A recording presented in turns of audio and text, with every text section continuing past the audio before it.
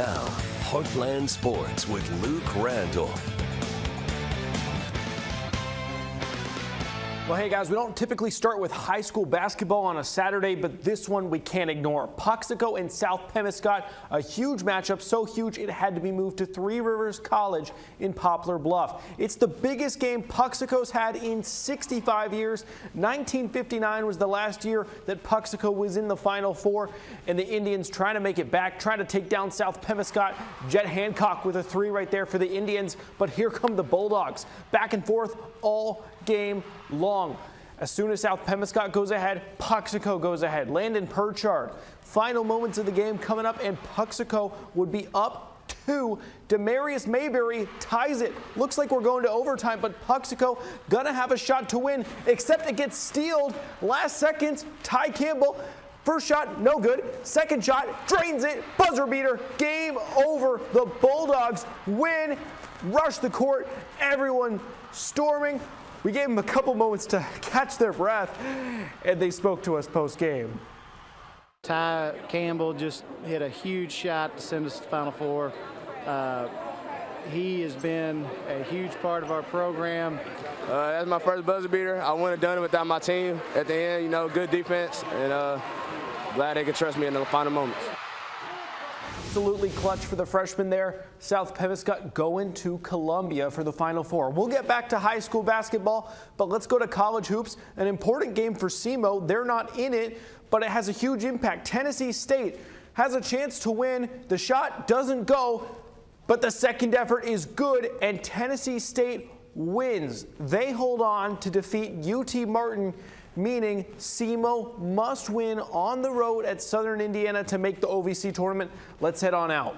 So the Red Hawks down in the fourth quarter, but Jalea Green cuts into the lead. SEMO not out, but the Screaming Eagles are the top team in the conference for a reason. They do respond. SEMO would have to dig themselves out of a double-digit deficit for any chance to make it. Alicia Doyle, great effort, but ultimately the Red Hawks fall short. And so that means that SEMO misses the OVC tournament. The Red Hawks finish the season 9th in the OVC. Of course, only the top 8 seeds go to Evansville. They finish with a record of 9-20. Now, the men were already eliminated going into today, but that game still had to be played. So let's head out to Screaming Eagles Arena once again. And you can see SEMO actually had the lead in the first half. Pretty competitive game. We don't have a final score yet, but the Red Hawks fighting against Southern Indiana with a loss earlier today. Tennessee Tech dropped out, and Southern Indiana clinched the 8th seed in the tournament. Let's talk football. Red Hawks receiver Ryan Flournoy participating in the NFL Scouting Combine this weekend in Indianapolis. Flournoy's only completed a few drills so far this weekend, putting up a very solid 4.44 in the 40-yard dash, an 11-foot broad jump, and a vertical of 39.5 inches. NFL.com currently projects Flournoy as a day 3 draft pick.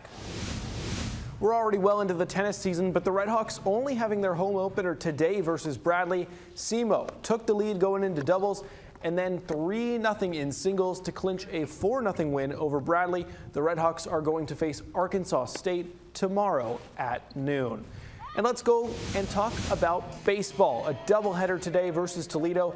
The Red Hawks winning the first game 12-0 over the Rockets. And here in the second game, they already lead 7-0 after just the first. And in the second, 2 more runs would come for the Red Hawks right here. Shane McGann gets 2 runners home on this, and the Red Hawks would continue their Saturday domination.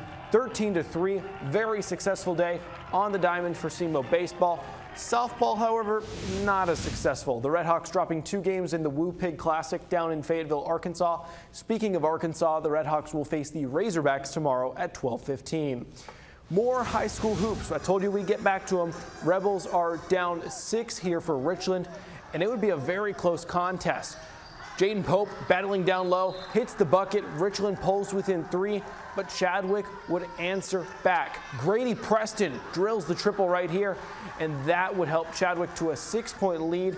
Chadwick would eventually hold on and win this game 57-46.